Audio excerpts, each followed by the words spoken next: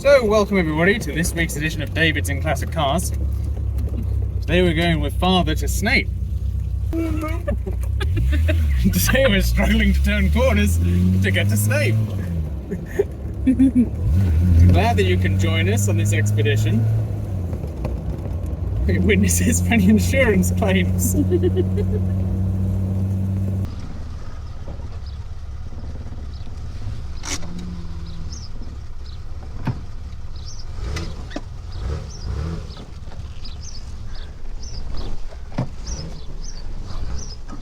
Are we all right?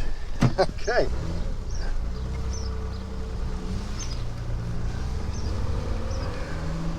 Well, welcome everyone to County for Old Cars, and you join me today as I make my way in Tess, my 1967 Triumph Vitesse 2 litre, to the annual car show at Friston. It's a Thursday afternoon, and this is one of the shows that I really look forward to every year. Behind me is Bess, my 1971 Vitesse Mark II, which is being driven by my son David, and I've asked Jenny, his girlfriend, to run the camera from that car as well. So we'll see whether splicing the footage together works in this video. It's not something we've ever tried before, so it'll be a test of my editing skills. It's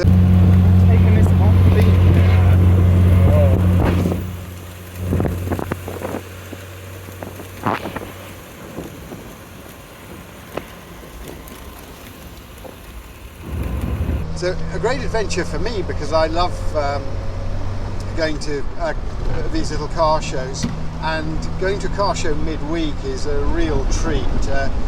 Historically, it was always a sort of good way to bunk off work, and I used to use the excuse that it was a way to meet clients and future clients, but the truth is I was always in it for the cars. And Friston is one of those shows which is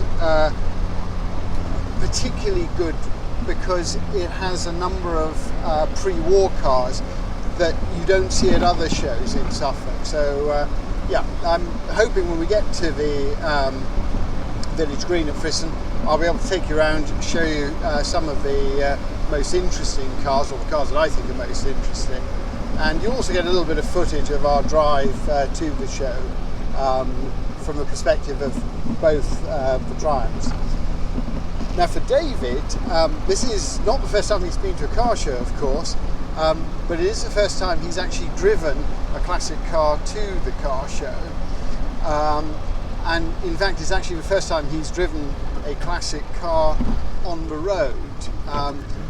Anyone who saw my last video will have noticed that David took to the wheel of Bess and tried her out for the first time on the old runways at Parham Airfield, just to see whether, you know, this was something that he might enjoy. And I mentioned in that video that I thought he'd been smitten by the bug. Well, it certainly seems that way, and so today we've arranged this first outing, and yeah, great fun. It's a sort of a father and son event, and I'm delighted that we've got Jenny along with us, because I think this may be her first car show as well, and so it'll be interesting to kind of see this event through the eyes of someone who doesn't.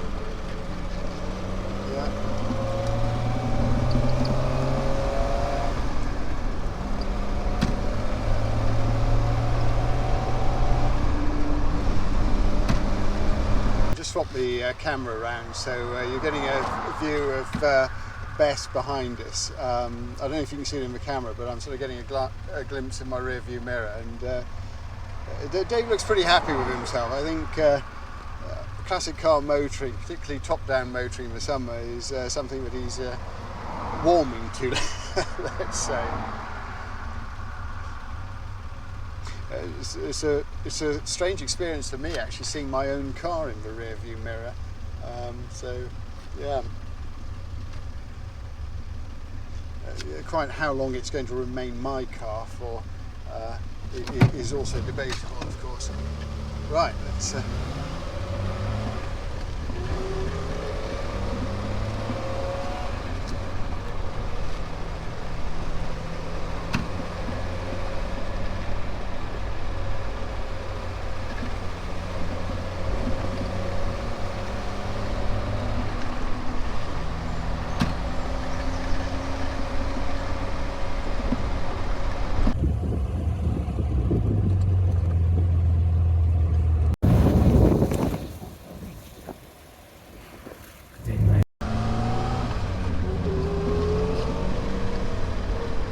we've got Dave and Jenny now leading us in Bess, and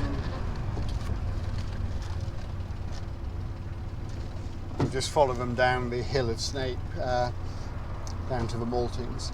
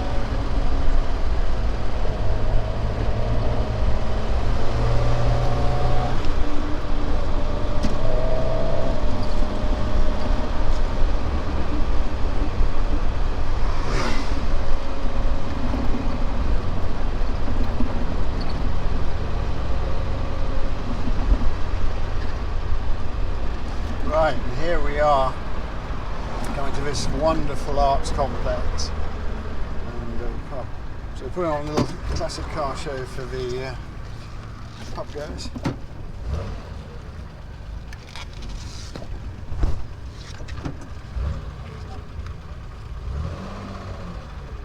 Just negotiate the speed humps here. And looks like we've got one or two other classic cars that come here for lunch ahead of the Friston show. That's nice.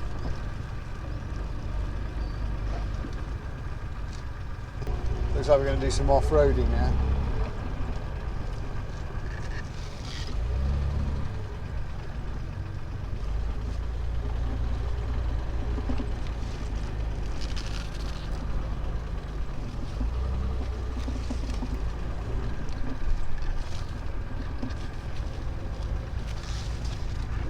Are you all right? Excellent. Yeah, that's just what you'll have to do.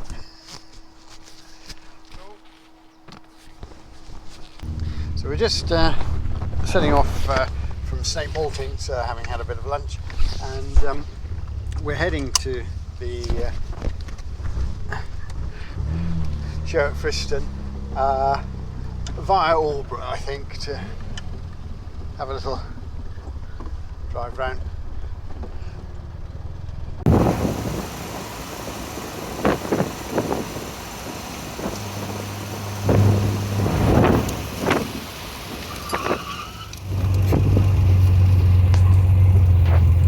Amazing.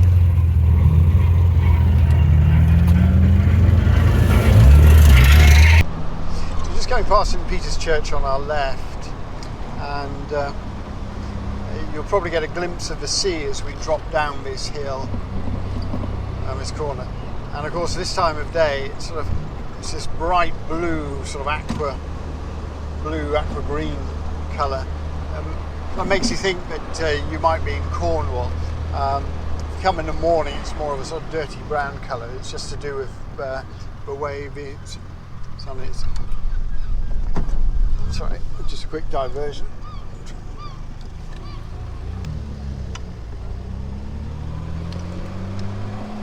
We're into Aldborough High Street again because it's a weekday, much quieter.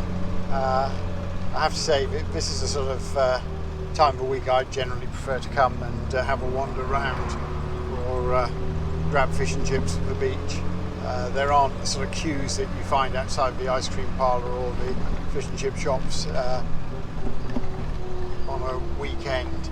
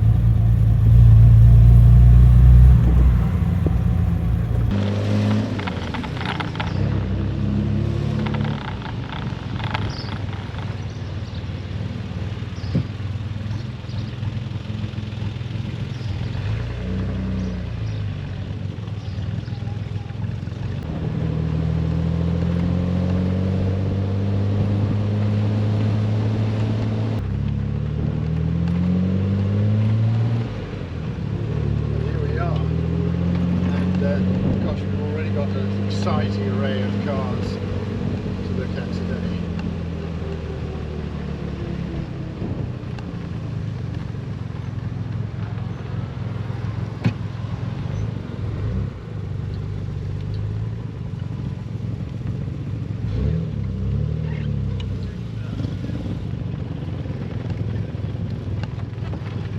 Hello Mike, how are you? Okay.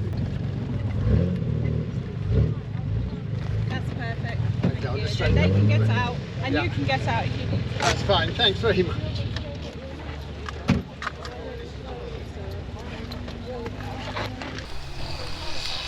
So you join me at the show at Friston. We're just going to have a quick look at some of the cars that we've got here. Starting with this early Rolls Royce, which I think is sort of 1920s.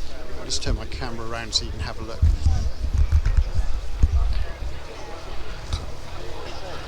And I particularly like the striking paintwork on this one. So it's sort of bright yellow, contrasting with the black fabric body.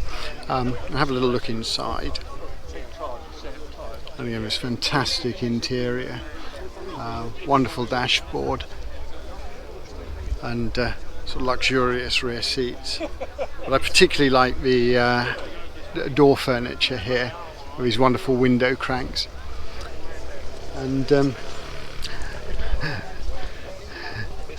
next to the rolls we've got something which is a little bit more humble but no less enchanting, which is this Austin A30 two-door saloon, and very neat design with a dashboard, a single cluster.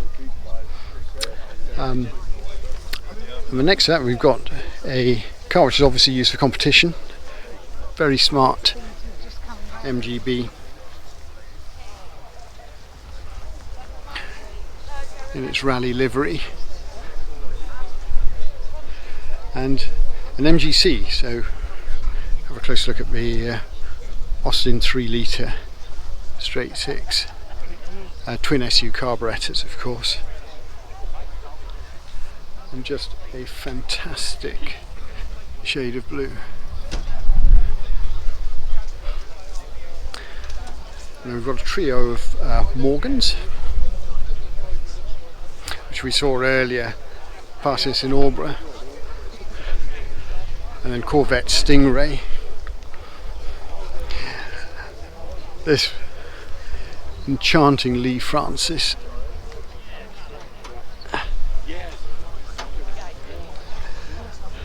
with its patinated red paintwork and wonderful upholstered bench seat.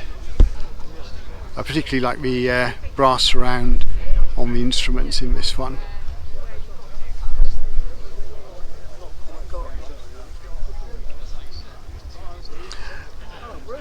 and the slightly crazy angle of the spare wheel.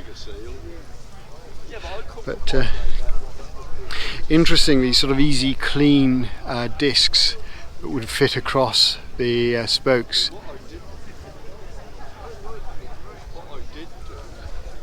This is just fantastic. Wonderful little car. And then Mini Cooper S with heated windshield on this one.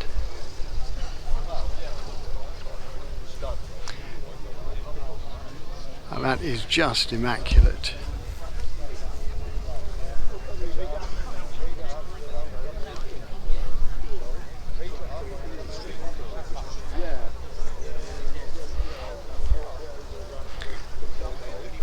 And then we've seen this car in some of our other videos, which is the teal Bugatti.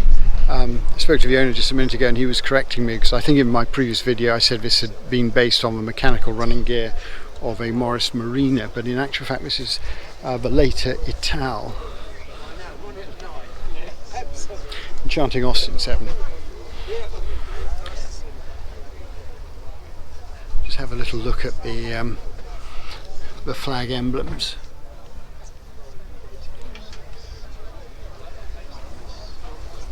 And these wonderful Brooklyn Zero screens.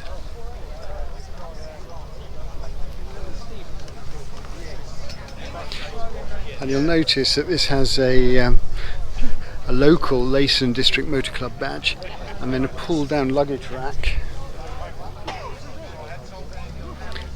So we now have a brace of Triumph, so we've got a Triumph TR6, very smart shade of grey, and have a little look at the engine. So this one still has its Lucas fuel injection, so very similar architecture to the Vitesses with a straight 6-cylinder engine, but obviously these throttle bodies instead of the twin carburetors. It's beautifully presented, this one, and I love the sort of burr walnut bit. Now this one is very special. This is a Mark II Triumph Spitfire, and this, I gather, is a survivor car, and the accessories that you see, like the driving lights and the instruments, were all specified by the first owner from the dealer. And I don't know if you can see this, but you've got a number of extra gauges and instruments for rallying, including a map light. This of course has overdrive on 3rd and 4th, but I particularly like these round tail Spitfires. And the Spitfire 4 was launched in 1962. Okay, so thank you. In 1962, alongside the first Vitesse, which was called the Vitesse 6, to differentiate the two engines. Just ahead of the Spitfire, we've got this wonderful Ford Capri, and the lines of this car are breathtaking, very much sort of Detroit influenced. Let's have a look at the dashboard here. This must be rare because it's an automatic, so I don't know if this is an original transmission or one which was retrofitted, but very, very striking car. Beside that we have ubiquitous Morris Traveller. I don't think any classic car show would be a classic car show in this country without at least one Morris Traveller. And then we've got a brace of two-door Morris Minor saloons. This is a Mark 5, well actually a Spitfire 1500, so the last of the Spitfires before production was ended in about 1980. Again, fetching shade of green, and typical of the Triumph fit and finish with this walnut dashboard. Very smart. But I think the car next to it is one which has really caught my eye, which is this beautiful Riley. And I particularly like the colour of this one. Next to the Riley we have an astonishing sunbeam, and the first thing that I noticed is the smoke hatch on the top of a roof to allow for cigar and pipe smokers to sort of ventilate their tobacco smoke. And you can see that the back of the car is designed to carry important people in luxury, but the dashboard sort of suggests a more sporting feel. Wonderful array of instruments there, almost aeronautical, and these huge running boards, and again fabric body, and I don't know if you can see, but this has a tow hitch, so this is a car that has obviously been used to pulling a caravan at some point. Absolutely fantastic. I have to comment on this one. So this is a car that probably sums up the 1970s in a way that other cars just simply fail to do, and this is the Bond Bug. Bond by this time was owned by Reliant, and this sort of has echoes of the wedge-shaped cars like the Fiat X19 and the TR7, of course, but three-wheeler, engine sort of right between the driver and the passenger, and a one-piece body and roof. Yeah, I think the orange colour was sort of applied to all of the Bonds. I might be wrong on that, but certainly all the ones I remember were this colour. Just have a little look from the cockpit, and you've got an open gate gear selection. You can see the prop shaft tunnel running straight through the middle of the car. Just very simple but elegant dashboard with turned aluminium, in contrast with one next to it. Yes, this is just simply stunning. And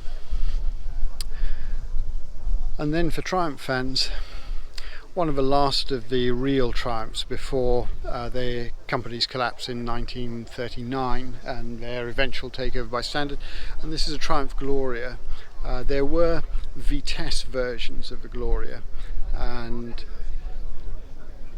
these are increasingly rare and sought after, but I like the colour scheme here of this sort of black over claret, and wonderful instrument panel and wooden dashboard here. But these would have been very smart sporting saloons. And then we have another early Riley. Riley again, a famous, highly regarded Coventry firm, just like Standard and like Triumph. This is lovely.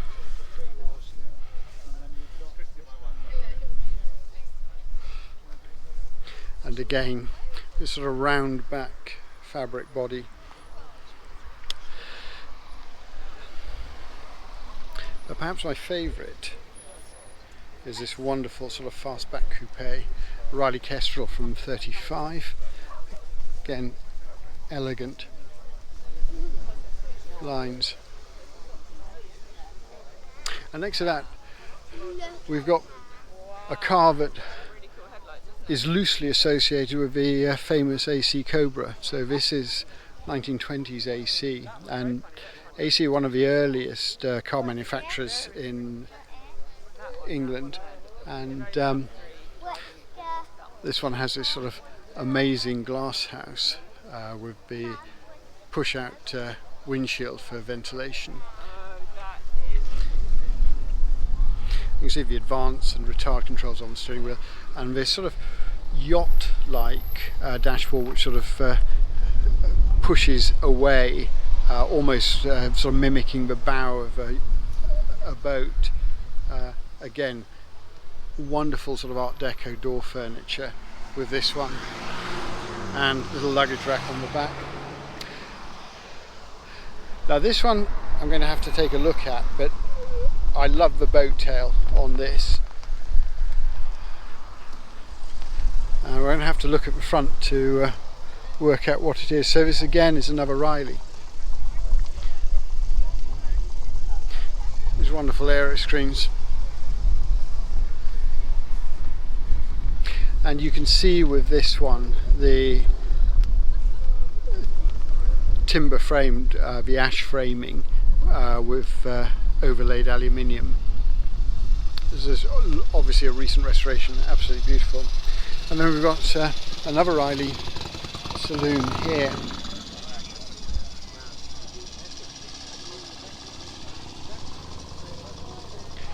And then a rather exotic Talbot. And that really does look like it means business. That is spectacular.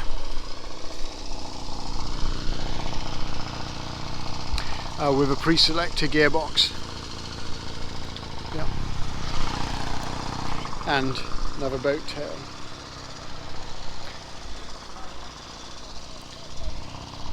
So this is a Model A Ford, actually currently for sale, and I happen to know that this car has travelled a great deal abroad. Interesting enough, the people that own this car at one time owned my own 1967 Vitesse.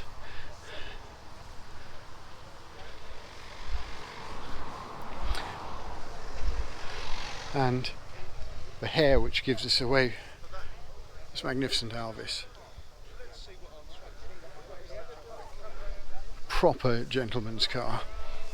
Again, fabric body. Interestingly, no driver's door on this one because of the position of the gear and brake levers. Here.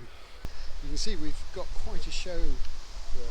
I'm just standing beside this XJS, so we've got relatively modern and also very early cars here at Friston. It's just clouded over and I can feel the first sort of spits of rain, so I'm now trying to work out whether to race back to the Vitesses and put the roof up, but we'll carry on as we are for a bit and have a look. We've got a wonderful Sunbeam Rapier here, again wonderful wire wheels, and we'll just get a quick look at the dashboard before the tonneau cover goes on. But that is fantastic. These are among my favourite of the Roots cars, and next to that again was Sunbeam Alpine. You look at the dashboard of this one, just fantastic.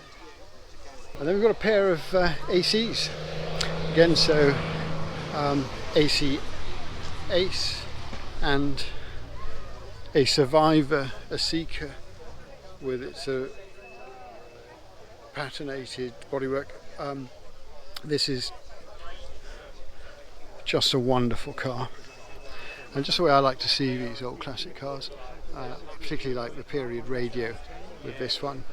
They had about 40 Lotus containers going. Just beautiful. And then one of the last of the Jensen products. This is a Jensen Healy, powered by Lotus in this case. Car which I think Jensen hoped would save its fortunes, but by 1975 it was all over for Jensen, and it's a real shame. But have a look at the dashboard on this one.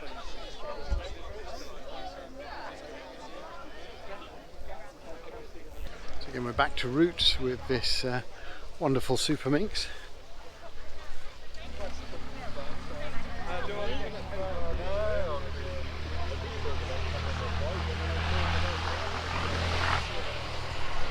We've got an early Mark 1 console Cortina, Austin A45, fabulous Ford Zodiac, and this very smart 1200 Triumph Herald with my friend Steve.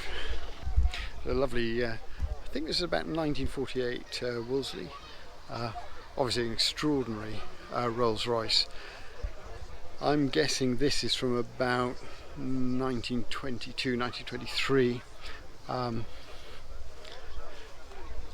Very much a sports car with a dicky seat in the back, or as they used to call it, a mother-in-law seat.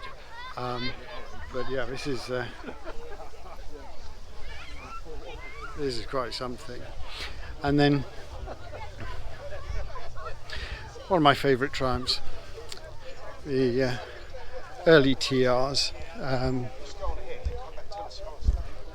this is the TR3, the wide mouth or dollar smile.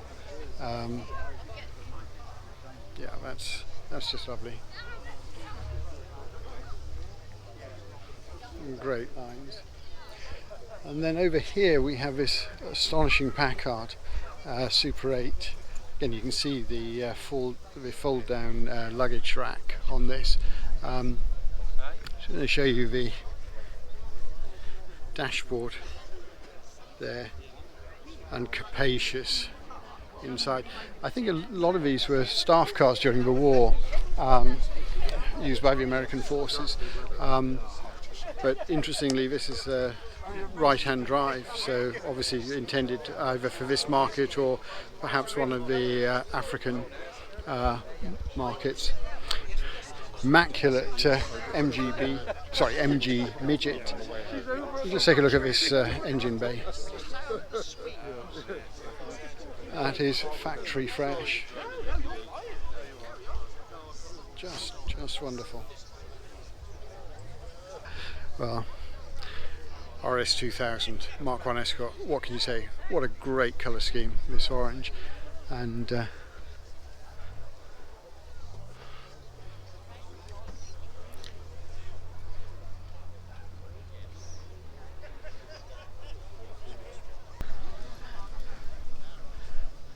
these are the days prior to Aston Martin. Interesting gear change here, so I'm not sure. Someone might be able to tell me whether this is a pre-selector gearbox. It looks as though it might be.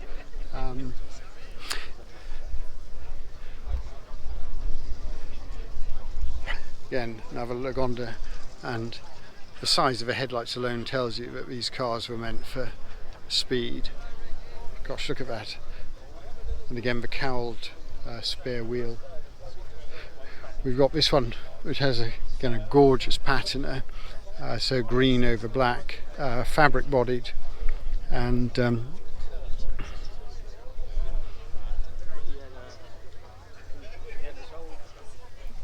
just astonishing. When we come around to the front here on this one, it's an interesting mascot.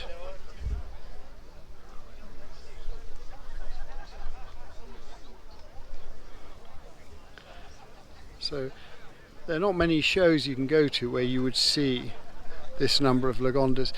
I think this one that we're looking at here is particularly impressive because it reminds me of the sort of chopped-roofed hot rods from the 1970s, but this is how it was. And again, this great external sun visor. You probably just see there's a sliding sunroof as well on this one.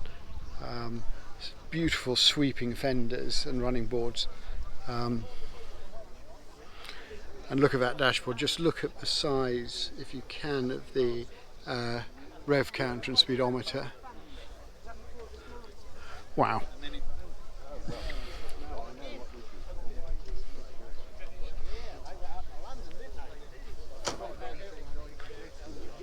Just move along the line to this one, and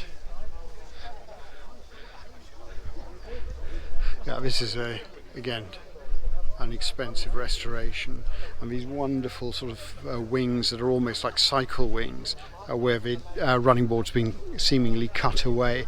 Just a wonderful piece of sculpture. Just bring that down so you can see it. Fabulous. Then much earlier Lagonda, so again I would imagine this one again from the late 1920s. As we come along the line.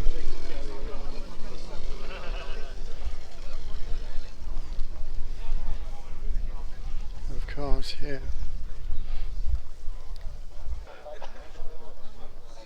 We have HMS Ark Royal.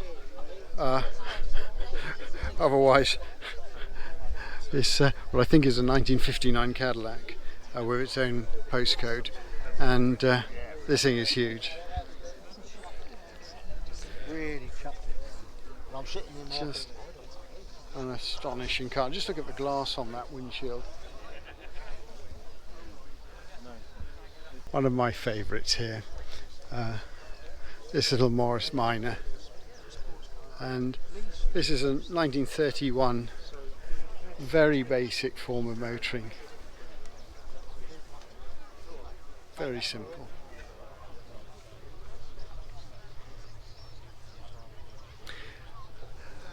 And over here we have a rarity, a Wartburg,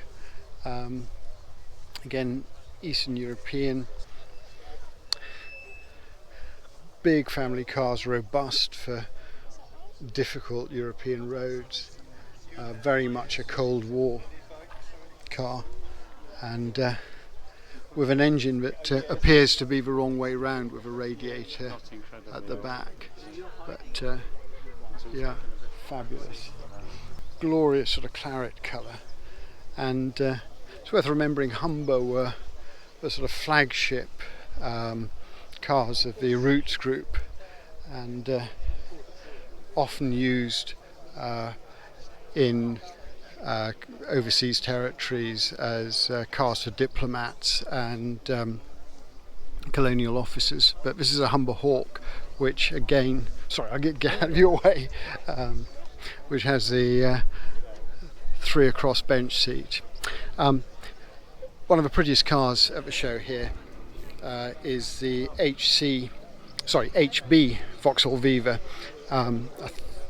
which has this striking red livery with orange stripes. And a car that we've seen before in one of my other videos, John's wonderful Triumph TR5, just a glorious colour, and got the Surrey roof open today so we can have a good look in.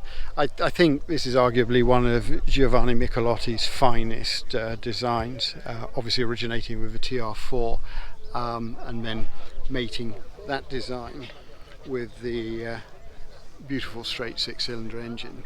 We were talking earlier about HMS Ark Royal, and I think I can just about top this. I think I mistakenly said I thought that was 1959. That wasn't. I think this is the 59. People who know stuff about American cars, please let me know. But it's got to be one of the biggest 2-door cars in the world. It's just spectacular.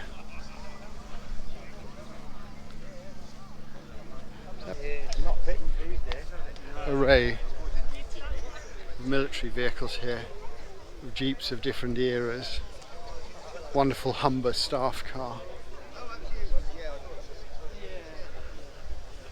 and for steam lovers I'll just give you a view of Garrett's Suffolk Punch.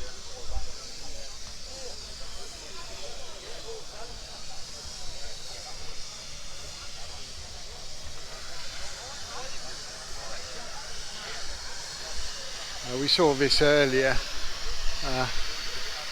coming across the road, and I love the fact it's called the Joker. I'll just be quiet for a minute so you can hear it.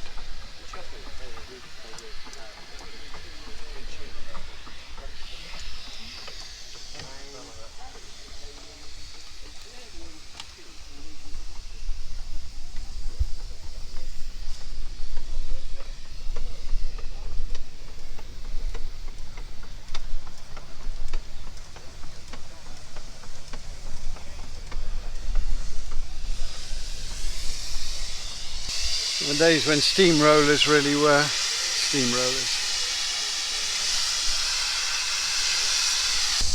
Anyway, I hope you enjoyed this episode, and it was lovely sharing the sights of Friston Show with you. For me, it's just been a perfect afternoon, not too hot, the rain's held off, we've been able to see some fantastic cars today, and I'm now going to head for the bar and get myself a nice drink, but I look forward to seeing you in my next video. Take care.